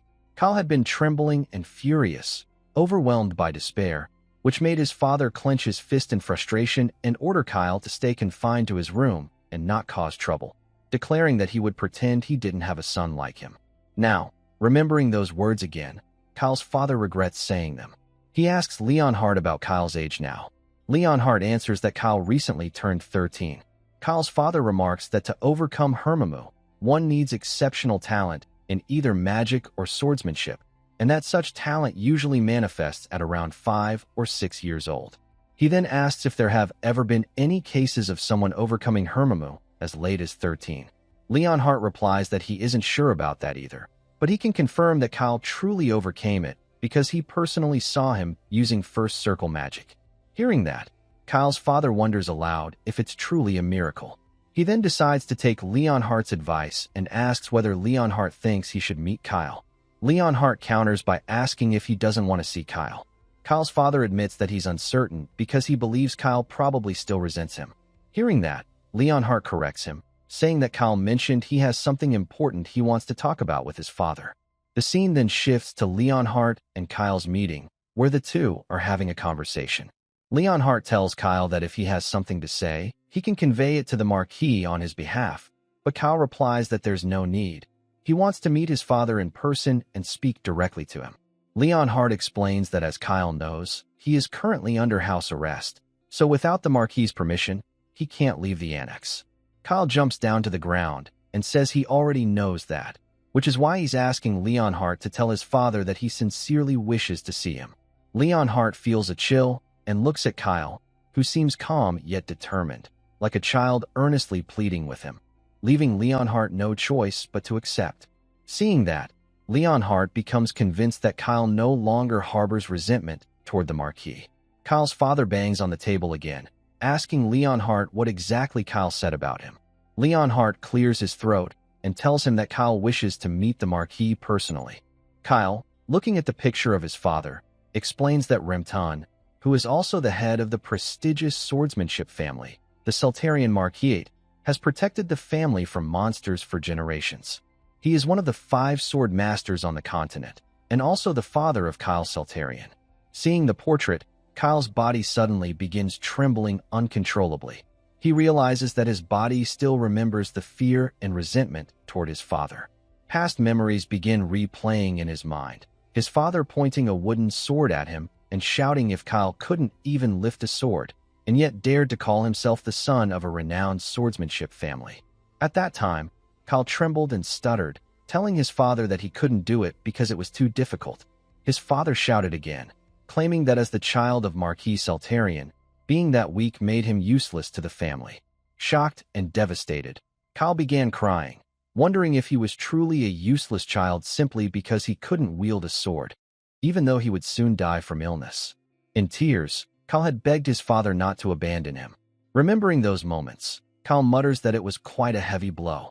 The recent memories come from the current owner of this body, Kyle, but they now also belong to the new Kyle. Since the souls of Lee Hyunwoo and Kyle have merged through possession, the emotional pressure Kyle felt is fully transmitted. However, this new Kyle is no longer the coward he once was. Now, Kyle is both Kyle and Lee Hyunwoo. He clenches his fist and vows that, as an adult speaking to another adult, he will prove his worth. The scene then shifts to Remton, who is working in his office. Kyle enters the room and stands before his father. Remton looks up and asks Kyle if he has something to say. Kyle confirms that he wants to talk with the Marquis. Hearing this, Remton grows silent, noting that Kyle is addressing him as Marquis instead of father. He wonders what Kyle's intentions are. Remton taps his finger on the table and reminds Kyle that he clearly instructed him not to leave his room without permission. Then he sternly warns Kyle that although he has allowed him limited access to the library for study, he should not cause any more trouble. He adds that this time, if Kyle disobeys, it won't end with simple confinement, and asks if Kyle understands what that means. Kyle's body trembles just from standing before him. He knows there is no trust between them, but it can't be helped, since the previous Kyle caused so much trouble. Moreover, his father is a sword master, one of the 5 strongest on the continent. Kyle tries to view his father's status window, but even the system fails to show any details because his father's rank is too high. The system cannot confirm information about such a powerful opponent. Kyle also wants to gauge his favorability using the insight skill, but even that proves difficult right now. With no other choice, Kyle decides to negotiate directly. He replies to the Marquis that he understands, and that's why he formally requested an interview through Leon Hart. Remton is shocked by Kyle's composed response, since in the past, Kyle would have argued back. The Marquis remarks that perhaps the saying about growing up is true. Kyle calmly agrees, saying that he has indeed grown up. He continues, admitting that he has caused a lot of trouble and annoyance to the Marquis due to his childish behavior, and acknowledges that it was entirely his own fault. Then Kyle bows his head respectfully, apologizing for his past actions and promising that he will change from now on. Remton is astonished to see Kyle apologizing, the same child who once blamed others and grew irritated at everything. But Kyle adds one more thing. He wishes to make a deal with the Marquis. Kyle explains that he knows Remton has already heard about him overcoming Hermimu. Remton confirms that he has, but admits that he still finds it difficult to believe such a miraculous thing could actually happen. Kyle nods and demonstrates his magic, revealing that he is now a first circle mage. Seeing this, Remton realizes that even though he was skeptical after hearing Leon Hart's report, the truth is undeniable. He can now sense the flow of mana coming from Kyle himself. He acknowledges that Kyle will only continue to grow stronger. Mages who have overcome Hermimu are known to possess exceptional potential. Perhaps because of that, Kyle managed to achieve the first circle through self-study in only a few days. The value of a great mage is said to be equal to that of an entire knight order. Kyle then tells the Marquis that while the Seltarian family is known for its swordsmanship, having a talented mage among their direct bloodline would be even more prestigious. If the family supports Kyle in developing as a mage, he promises to contribute his magical abilities to the household. In doing so, he would become a great asset, allowing the Seltarian Marquis, which masters both swordsmanship and magic, to stand above all other noble families in the kingdom. After explaining everything, Kyle asks what the Marquis thinks about this mutually beneficial deal and respectfully requests that he invest in him, a truly capable talent. Kyle knows that in life, everything is give and take, and the fastest way to earn favor is to show what one can offer in return. Remton values the family's benefit and honor above all else, so simply appealing to fatherly emotions would never persuade him. He is the kind of man who would make ruthless decisions for the sake of the family. Kyle once tried to attract his father's attention by causing trouble, believing him to be indifferent, but such methods never worked on Remton and only backfired. Now, Kyle understands that if both sides' interests align, even strained relationships can improve. This, he believes, is how adults handle things. Hearing all the details of the proposal, the Marquis is deeply shocked, wondering if this is truly the same Kyle he once knew. He concludes that Kyle is no longer the same child as before. Kyle now perceives exactly what his opponent needs and attempts to negotiate, achieving what he desires. The Marquis believes that learning how to use power and authority is an essential virtue for aristocratic children.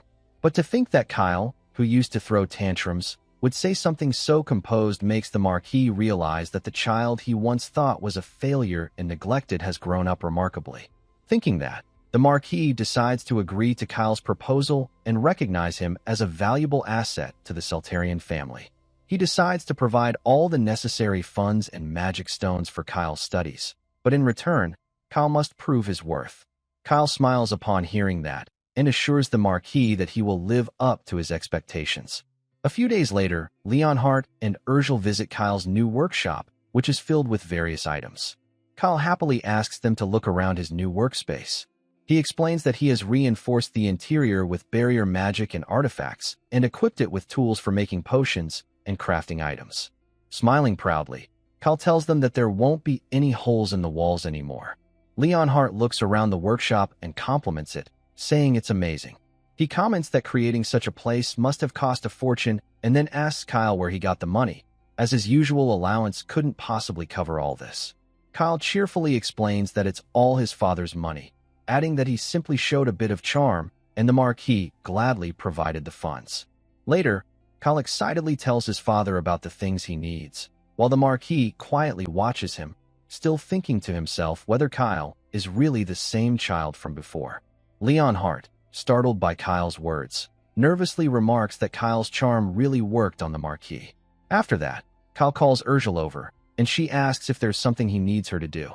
Kyle confirms that it's not about that, but explains that since it's difficult to use spirit magic inside this room, he has prepared a separate space for it. They enter the next room, and Urgel looks around at all the magic stones and equipment laid neatly inside. The area is soundproofed, allowing her to practice spirit magic without worry.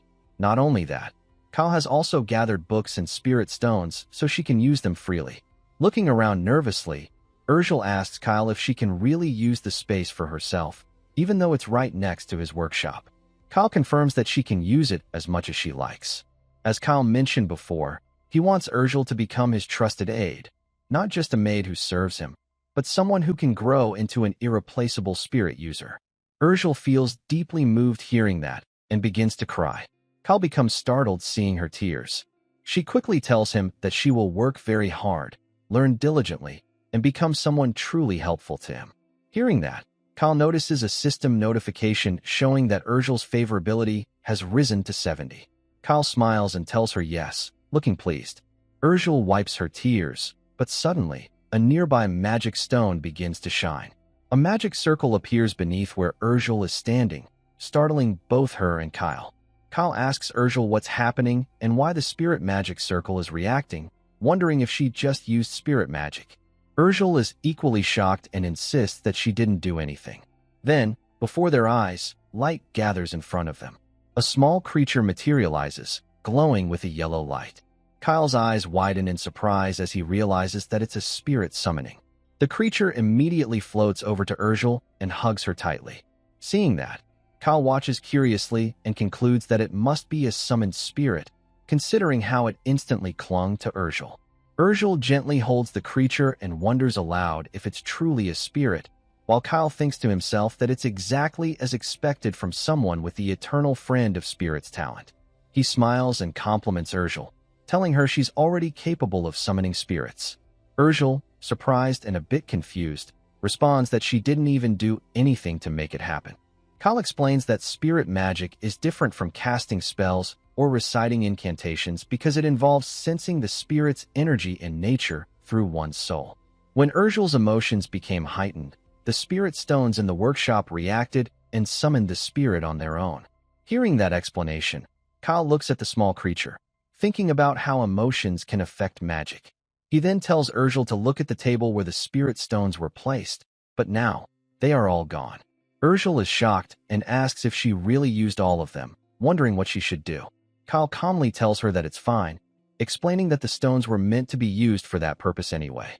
Kyle starts thinking that he didn't expect a spirit to be summoned so quickly, while Urgel worries about having used up all the spirit stones that Kyle provided.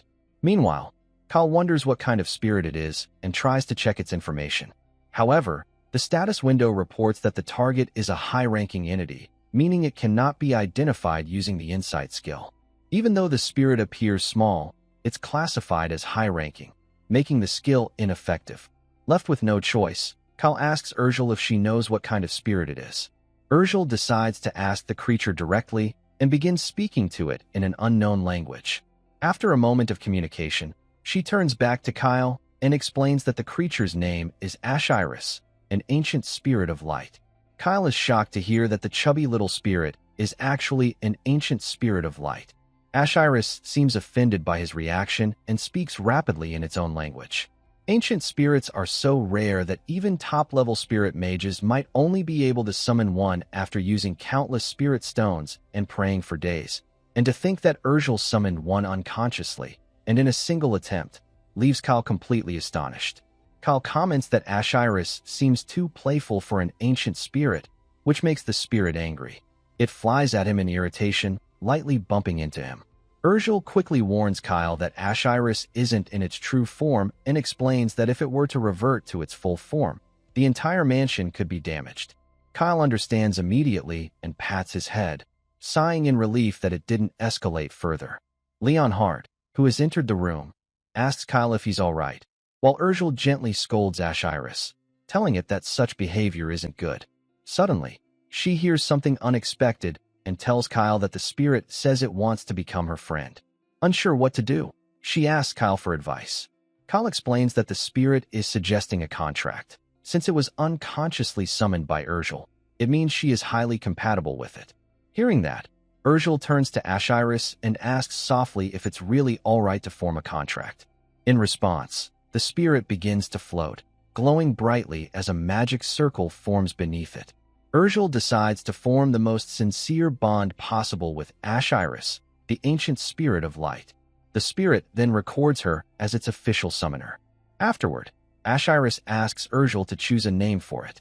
Kyle, watching from the side, whispers a suggestion, Padaki. The spirit frowns at the name, but still asks Urgel to confirm it. Smiling shyly, Urgel decides to go with Padaki, and the spirit accepts, completing the registration. Kyle can't help but laugh quietly at the situation. Ignoring his laughter, Padaki flies toward Urgel, who gently says that from now on, he is Padaki. She tells him that she looks forward to working with him and thanks him for becoming her friend. Padaki smiles warmly and hugs her in return.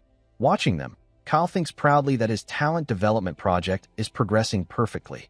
Time passes, and a few days later, Kyle has a tea party with his elder brother, Adolf, who apologizes to Kyle for not paying much attention to him despite being his older brother. Kyle replies modestly that it's nothing and that he should have been the one to reach out to Adolf first.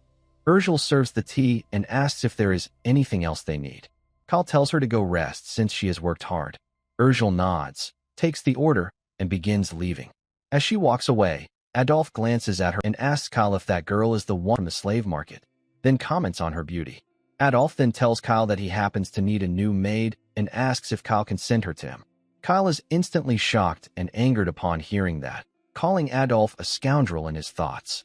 He realizes Adolf is only visiting because he heard the news that Kyle has recovered from Hermamo, and yet, the first thing he says is that. Deciding to act innocently, Kyle nervously replies, asking Adolf if he could take another servant instead of her. Adolf is taken aback by Kyle's reaction, watching his expressions closely. Kyle continues acting childishly because, to turn the situation around without raising suspicion, this is the only possible way, which makes Adolf realize the situation.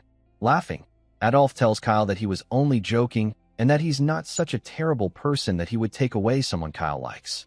Adolf confirms that he was just teasing and laughs loudly. Going along with the flow, Kyle acts embarrassed and tells Adolf not to tease him like that, pretending to be flustered. Adolf smiles, thinking to himself that he will give up for now because he can't afford to antagonize Kyle yet. Adolf has heard rumors that the prodigal son has reformed, but seeing Kyle react with such emotion at a young age, he believes that Kyle might still be a lost cause. However, this works better for Adolf, since it will make it easier to manipulate and eventually corrupt Kyle toward his own ambitions. Adolf compliments Kyle, saying that if he had known Kyle was such an amusing younger brother, he would have befriended him much earlier. He also comments that Kyle's health seems to have improved significantly. Hearing that, Kyle confirms that he no longer has any major problems in his daily life. Although Hermamu isn't completely healed, it is gradually getting better.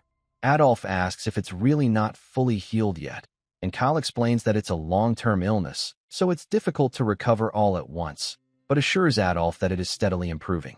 After that, Kyle cheerfully asks Adolf to take a look at something and shows him the magic spell he created, which is about 1.5 times more powerful than ordinary magic. After demonstrating it, Kyle asks for Adolf's opinion.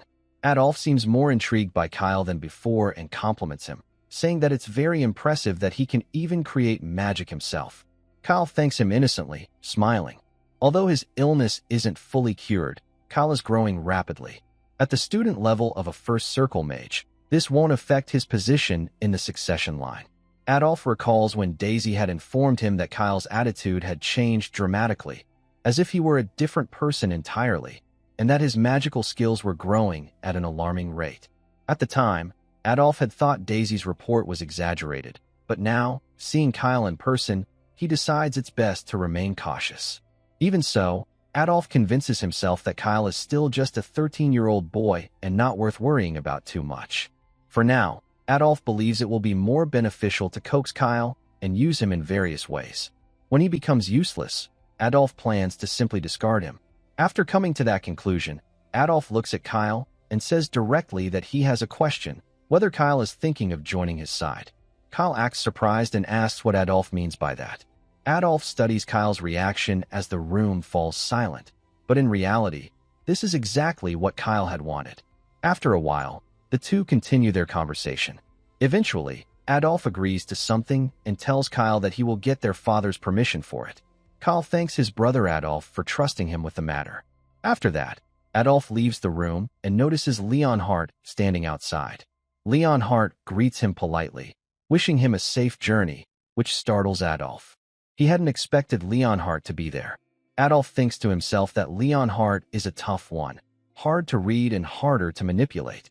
Even though Leonhardt has been won over somewhat, he still hasn't fully chosen a side. Still, Adolf believes that this is better than having Leonhardt join Abel's faction. So for now, it's fine if Kyle remains under Leonhardt's supervision. Adolf mutters mockingly that Leonhardt looks miserable now, the once celebrated knight forced to guard a kid. Leonhardt ignores the remark completely and enters the room. Kyle informs him that the discussion is over and that his brother Adolf has told him to join the subjugation team. Kyle will probably be working under Viscount Jerome, one of Adolf's close aides from the 5th Legion. This mission will serve as Kyle's first test of loyalty to his brother Adolf, and at the same time, it's an opportunity for him to gain recognition from the Gonda family. Leonhardt silently observes Kyle and says that if Kyle is joining the subjugation team, then he will join as well. However, Kyle quickly refuses, telling Leonhardt not to follow him because if he does, Adolf will become suspicious. But Kyle needs to earn Adolf's trust, and he can't take his father's men with him.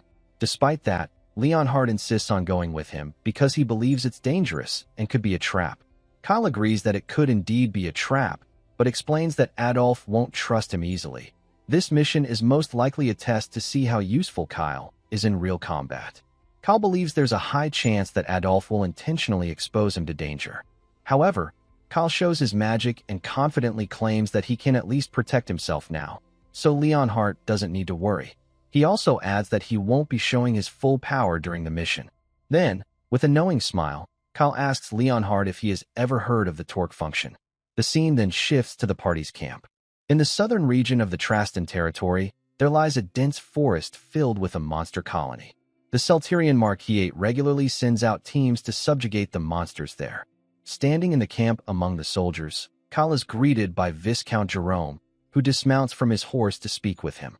Viscount Jerome tells Kyle that he has heard from Adolf that Kyle will be joining his subjugation team. Kyle smiles innocently and replies that this will be his first real battle, asking the Viscount to please take care of him. Viscount Jerome reassures him to rest easy, promising that he'll protect him. Hearing that, Kyle thinks to himself that there's no way Jerome truly intends to protect him. After all, his favorability toward Kyle is currently at -40. Kyle wonders what he should do and decides that, for now, it's best to avoid Jerome as much as possible. After wrapping up the conversation, Kyle politely excuses himself, saying that he'll be over there preparing. The overly agreeable Viscount Jerome tells him to let him know if he needs anything. As Kyle walks away, Jerome's true thoughts surface. He recalls Adolph's instructions. Since Kyle is only a first circle mage and lacks real combat experience, Jerome's job is to keep an eye on him and evaluate his skills, but to make absolutely sure Kyle doesn't die. Jerome finds the order strange. He wonders why Adolph would give such a cautious task, especially during a dangerous subjugation mission. What could a once bedridden child with a life-threatening illness possibly do on the battlefield? Jerome concludes that it would be a relief as long as Kyle doesn't hinder the operation. Still, he finds the situation troublesome and decides to just follow orders. The party eventually departs, and the scene shifts to Kyle using his magic in the field. With ease, he defeats several goblins, leaving a deep impression on Viscount Jerome and the other soldiers. In one swift strike of lightning magic, Kyle wipes out an entire group of goblins. As the battle continues, Kyle keeps defeating more enemies, earning the admiration and favor of both Jerome and the soldiers. They begin praising his strength, and Viscount Jerome himself compliments Kyle, calling him amazing and saying that this is the easiest subjugation mission they've ever had.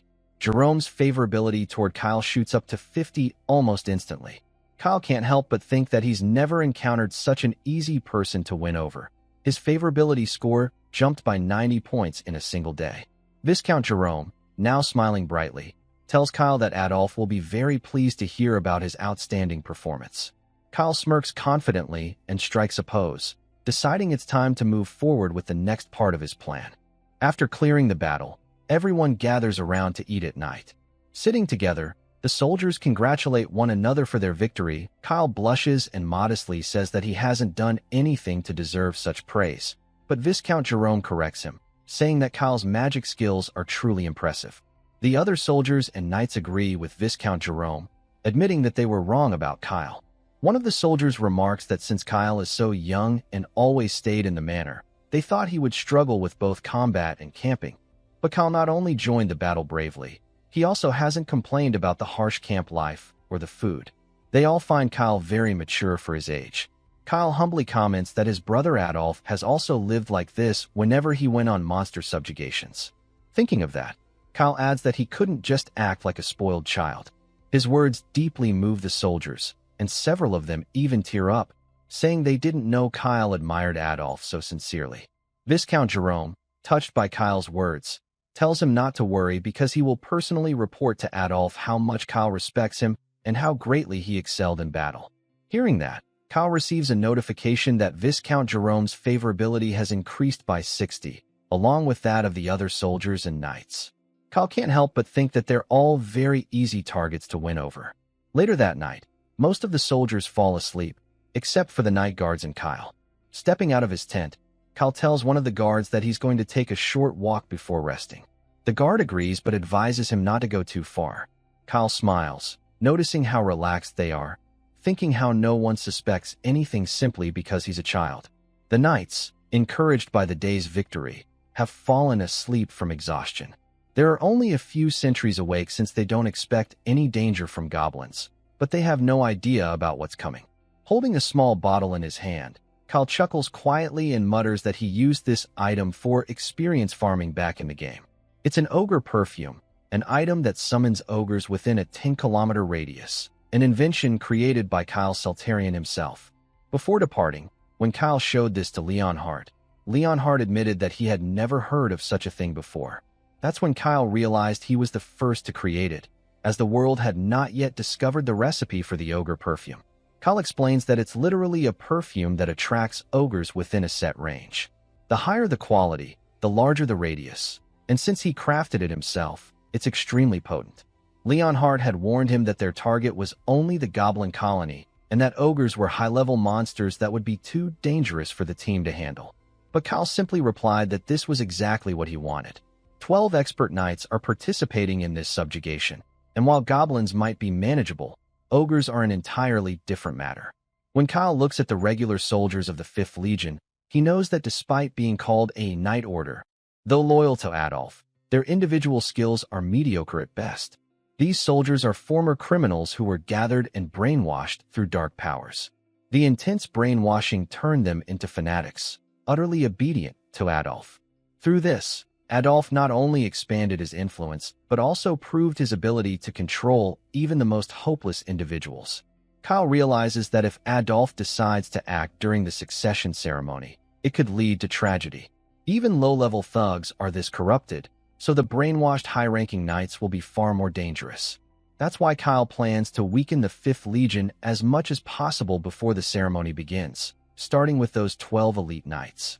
They will fight bravely against the ogres, and in the end, Kyle alone will survive the deadly battle. Back in the present, Kyle opens the bottle, releasing the perfume that will lure the ogres. Soon, a two-faced ogre catches the scent and begins approaching. Kyle hides, watching quietly as the creature finds the soldiers' camp and attacks. The soldiers panic, screaming in fear as chaos spreads through the camp. One of the knights yells for everyone to hold their ground, saying it's just a single ogre, but their confidence vanishes when that same knight is struck down effortlessly by the ogre's powerful blow. Seeing this, the remaining soldiers tremble in fear, realizing that if even an expert knight couldn't handle the monster, they stand no chance. Just as despair begins to set in, Kyle steps forward, shouting at them to come to their senses. He reminds them that they are Celterian knights and must not flee. If they retreat now, the ogre will enter their territory, so they must stop it here, no matter what. Inspired by his words, the soldiers regain their courage and decide to fight. Viscount Jerome rushes into battle after seeing that Kyle is safe. He tells Kyle to leave the fight to him, saying that Adolf had instructed him to ensure Kyle's safety. Jerome urges Kyle to seek cover while he holds off the ogre. However, Kyle refuses, declaring that he will not run away and will stay with the knights to fight alongside them until the very end. He says that if he abandons his men and flees alone, he wouldn't be able to face his brother Adolf afterward. Hearing this, Viscount Jerome is deeply moved and impressed. Kyle then casts haste magic on him, making Jerome's body feel lighter and faster. Kyle tells him that, since he's still a first-class mage, he'll handle support and coordination from the back, while Jerome leads the charge. Jerome nods proudly and tells Kyle to leave it to him. Drawing his sword, he charges forward with renewed vigor, thinking to himself how brave and reliable Kyle has become. Jerome decides that Kyle is indeed an indispensable asset to Adolf, and resolves to report this to his lord. As Jerome leaps into battle, the other knights are inspired. Seeing both Viscount Jerome and the young Lord Kyle refusing to back down, they can't bear to show weakness either. Together, they charge toward the ogre. Kyle follows them, shouting encouragement and urging them to give it everything they have. Deep down, he knows that this is exactly what he planned. The ogre perfume works perfectly, summoning not just one, but several more powerful variants of ogres. Watching from behind, Kyle smirks coldly, thinking that this is the place where the 5th Legion will meet its end. Another knight falls at the hands of the ogre. Viscount Jerome, still fighting fiercely, uses a special technique that makes his eyes glow. He shouts at the ogre, declaring himself as its target. The ogre's eyes also begin glowing as it starts moving erratically. Taking advantage of the opening, Viscount Jerome attacks from behind, continues striking. But despite his efforts, the soldiers grow increasingly terrified as the fully trained knights are being defeated one after another. With only a few left standing, the soldiers begin to lose hope, wondering if they will make it out alive because the ogre is simply too strong. Seeing them tremble in fear, Kyle smiles slightly, thinking that it's better this way. Otherwise, there would be no point to his plan. He decides that he will expose and eliminate every last one of the knights tainted by darkness right here. That is the true purpose of summoning this imposing ogre. Viscount Jerome thinks back in panic, realizing that there were originally 12 high-ranking knights, but now, including himself, only 3 remain. Sweat runs down his face as he wonders if they can really win this fight. Gripping his sword tightly, he considers using their final resort. Then, he recalls Adolf's warning about the power they had gained, the dark energy that made them stronger. Adolf had told them that the dark power flows through them and enhances their strength, but he also warned that if they were to unleash its full potential, they would lose control and could never return to their original form. Smirking at the time, Adolf had explained that once that happened, they would become nothing more than rampaging monsters stripped of their humanity. He had warned them to never use that power carelessly. Now, remembering those words, Viscount Jerome's body begins glowing faintly with dark matter as he prepares to release it. He recalls that Adolf once said that if he used the power, he might be able to defeat even a twin-headed ogre, but afterward, he would not be able to stop his rampage. Still, Jerome believes it's better than dying here. Before he can activate the dark energy, Kyle suddenly intervenes, attacking the ogre with his magic and interrupting Jerome's move. Startled, Jerome looks up to see Kyle standing on a nearby cliff, assuring him that he'll provide magical support and protection while Jerome charges forward. Feeling encouraged, Jerome tells himself that since they have Kyle, their young wizard, on their side, it's too early to use the last resort. Kyle then activates his mental cleaning skill through a magic circle, casting it on all the soldiers and knights. The spell clears their minds and sharpens their focus, filling them with renewed energy and determination. Motivated, the soldiers and knights shout in unison that they are the proud 5th Legion under Lord Adolf's command, vowing to show their true strength against the twin-headed ogre. Together, they charge with all their might, continuing to fight valiantly. Meanwhile, Kyle calmly watches from a distance, starting a silent countdown. When the ogre strikes down one of the 3 remaining knights named Joshua, Kyle continues counting. The ogre then kills the 2nd remaining knight, who had tried to flee but couldn't escape its reach. Now, only Viscount Jerome remains. Kyle quietly counts 1 and smiles coldly. Kyle's priority is eliminating the 12 knights empowered by Adolf. With 11 gone, only Jerome is left, and as expected, he's terrified. Then calls out to Kyle to cast another spell on him, so he can finish the mutant ogre once and for all. Kyle smiles and thinks that it's finally time. He begins casting a spell called Ensar. Suddenly, from the ground beneath Jerome, invisible hands emerge and hold him firmly in place. Jerome panics, shouting and asking what's happening since he can't move at all. He struggles to resist, but it's futile. Kyle calmly tells Jerome to keep his eyes forward, because the ogre is already there. Jerome freezes in horror as he sees the ogre charging toward him. He tries desperately to move, but his body won't respond. The ogre attacks, and Jerome falls in battle. The remaining soldiers, witnessing what happened, are completely shocked and terrified. Now that even Viscount Jerome is gone, they begin to panic, saying that they'll all be next and that they're too weak to survive. The ogre turns its attention toward them and starts advancing, but before it can reach them, Kyle strikes at the monster using his fire spell. Within moments, the massive creature collapses to the ground. The soldiers stare in disbelief, unable to process what just happened. Then, Kyle steps forward and declaring that the monster is dead. The soldiers remain speechless, watching him in awe. Kyle calmly extracts the high-grade inner core from the twin-headed ogre, deciding that it's time to wrap up this deceptive act. He turns to the soldiers and delivers a speech, telling them that the ogre has been defeated and that thanks to Viscount Jerome's brave efforts, he was able to bring it down. The exhausted soldiers, still trembling, listen to him intently. Kyle clenches his fist and declares that this victory belongs to the 12 brave high-ranking knights and to everyone who fought without fear for their lives.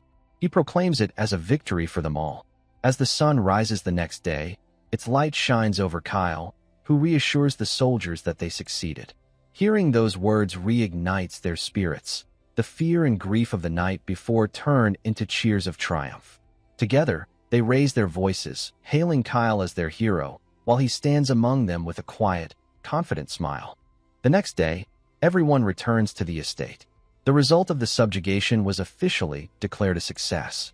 They had eliminated the mutant twin-headed ogre and wiped out the goblin den, which was their original goal. However, there were also significant losses. As they walk back with the injured soldiers, Adolf comes running toward them, looking deeply worried. He asks Kyle if it's true that Viscount Jerome has died. Seeing that, Kyle calls out Adolf's name and pretends to cry, saying that it's true. Viscount Jerome fell in a fierce battle against the mutant ogre. Kyle adds that if Viscount Jerome hadn't fought so bravely, he himself would have died. He wonders silently if Jerome didn't even have the time to use his dark power. For Adolf, losing Viscount Jerome at this stage is a severe blow, not to mention that all the high-level knights were also taken down. Clenching his fist in frustration, Adolf realizes there's nothing he can do now. He decides that they will somehow have to turn this loss into an advantage. While Kyle continues his act, one of the intermediate soldiers expresses concern for him. Adolf then turns to Kyle, relieved that his younger brother has returned safely. He tells Kyle that defeating the mutant ogre was an incredible achievement and credits him for the victory. Kyle softly says that Adolf is his brother, and Adolf steps closer to pat Kyle's head, saying he will personally report everything to their father and make sure Kyle is properly honored for his accomplishments. Acting innocent and pure, Kyle thanks his elder brother with teary eyes. Adolf, however, doesn't seem pleased and soon leaves without another word. Watching him go, Kyle smiles to himself, thinking that Adolf seems to have been completely deceived, for now. Later that night, Kyle sits in his room with Urgel and Leonhard, saying that this is what they call killing two birds with one stone. Sitting comfortably in his chair and patting Padaki, Kyle continues while Urgel dries his hair. He explains that he not only defeated the 5th Legion and gained recognition from Adolf, but also secured the mutant ogre's core. Kyle laughs and says that it's actually killing 3 birds with one stone. Leonhart comments that it was a dangerous plan, but admits that it's a relief Kyle returned safely. He then brings up the mutant ogre again, but Kyle assures him it wasn't that large of one, saying he could have defeated it alone if necessary. He explains that he pretended to be weak only to show that he was capable, yet harmless. Hearing that, Leonhard asks if Kyle plans to continue siding with Adolf and wonders what he intends to do about Abel. Kyle grins, hands Padaki over to Urgel, and tells Leonhard to just wait and see. Padaki flies to Urgel, and Kyle points his thumb at himself, confidently saying that his elder brother Abel will be seeking him out soon. A few days later, a meeting is held in the Celterian conference room. All major authorities, including the Marquis, Adolf, and Abel, are present. Kyle stands beside his father.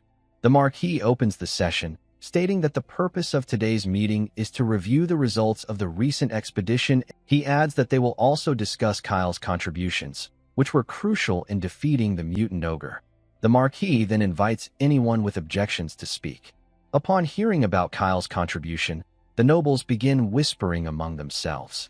Adolf quietly thinks that his father's words might work in his favor. It could be an opportunity to persuade Kyle further. However, Adolf's thoughts are interrupted when someone raises an objection. A black-haired man lifts his hand and remarks that Kyle's role in the expedition is being greatly exaggerated. The man is Baron Hemington. Hearing this, the Marquis calmly asks what Baron Hemington means by that. Hemington replies that while he understands the Marquis's affection for his youngest son, it's unrealistic to overstate Kyle's accomplishments. He points out that Kyle is still just a first-circle wizard, an apprentice who has only recently started learning magic. Considering all the past trouble Kyle has caused, Hemington insists that it's excessive to commend him merely for participating in the expedition and returning alive. He continues, adding that it's difficult to believe Kyle could have matured so suddenly, as everyone knows how many incidents he has caused before. Other barons begin nodding, agreeing that there's some truth to what Hemington said, and express concern that Kyle might cause more problems in the future. Kyle, keeping a composed smile, thinks to himself that Hemington is quite bold to speak this way in front of him. Still, Kyle understands why. His past reckless reputation has given them the confidence to look down on him this way. Kyle decides to respond to Hemington, commenting that he should try fighting a mutant ogre himself before making any kind of judgment. Then, Kyle adds that only after such an experience would it be appropriate to talk about it, since it's not as easy as it sounds. He calmly says that Hemington would understand if he went through it himself. Adolf really likes Kyle's reply, while Hemington is left speechless, unable to respond. Abel then steps in, supporting Kyle, and tells Hemington that even senior high-level knights would struggle to defeat a regular ogre. So fighting a mutant ogre, which is more than twice as strong, and returning alive is practically a miracle. Kyle is surprised to see Abel defending him. Hemington replies that it's only because the knights risked their lives to protect Kyle, pointing out that all 12 high-level knights except Kyle were killed. Abel continues, saying that despite their sacrifice, The one who landed the final blow on the mutant ogre was Kyle, as confirmed by the testimonies of the surviving soldiers. Abel explains that although Kyle may have been reckless in his childhood, he performed admirably in this expedition and is now diligently studying magic. Therefore, Abel tells Hemington to set aside his bias and acknowledge Kyle's accomplishments. Hemington tries to speak again, but Adolf interrupts him, firmly telling him to stop ruining the mood and keep quiet. Adolf slams his fist on the table, demanding to know if Hemington believes he has the right to criticize Kyle, who is a direct heir of the Marquis family, based on irrelevant past incidents. He sharply asks whether Hemington is trying to overstep his authority. Terrified, Hemington immediately denies it, saying he would never dare. Meanwhile, Kyle is more shocked than anyone else, wondering why even Adolf is suddenly taking his side. He thinks that everyone seems eager to praise him, Adolf calling him the pillar of the family, and Abel describing him as a diligent scholar. Adolf clears his throat to get their father's attention and points at Kyle, saying he agrees that Kyle's achievements deserve proper recognition, since the 5th Legion under Adolf's command testified that Kyle fought bravely. Hearing that both Abel and Adolf support Kyle, the Marquis concludes that there will be no further objections and officially acknowledges Kyle's achievements. The Marquis then places his hand on the table and announces that, starting today, Kyle's probation will be officially lifted. He will now be granted free access to the main residence and permission to go outside. Kyle feels overjoyed hearing this declaration. However, the Marquis continues, explaining that the remains from the mutant ogre will be distributed evenly based on contribution. Therefore, Kyle will not receive any. Kyle is stunned by the announcement, frozen in disbelief. The Marquis ends the meeting, declaring it concluded and dismissing everyone. As the nobles stand and begin to leave, Kyle remains in shock, thinking about how, despite his achievements being recognized, he's still not receiving any rewards. He wonders why. Kyle quickly stops his father, putting on a charming smile, and asks if he truly doesn't get anything even after going through all that effort. The Marquis glances at him and asks if Kyle is lacking in anything. Then, leaning closer, he whispers that he kept the ogre core. Kyle freezes, realizing that the Marquis had noticed everything. He smiles nervously, complimenting his father for being a true swordmaster. Trying to play it off, Kyle replies that he isn't lacking anything and that being freed from probation is more than enough. The Marquis nods and tells Kyle to continue doing well, saying that he trusts him. After saying that, he leaves the room. A moment later, Adolf calls out to Kyle, reminding him that he kept his promise to report Kyle's achievements to their father. He then tells Kyle to remember how much he cares for him. Kyle, going along with the act, thanks Adolf while thinking internally about how much his brother loves to show off. As they speak, Abel approaches them and comments that Kyle has changed a lot. He then tells Kyle that they need to have a private conversation,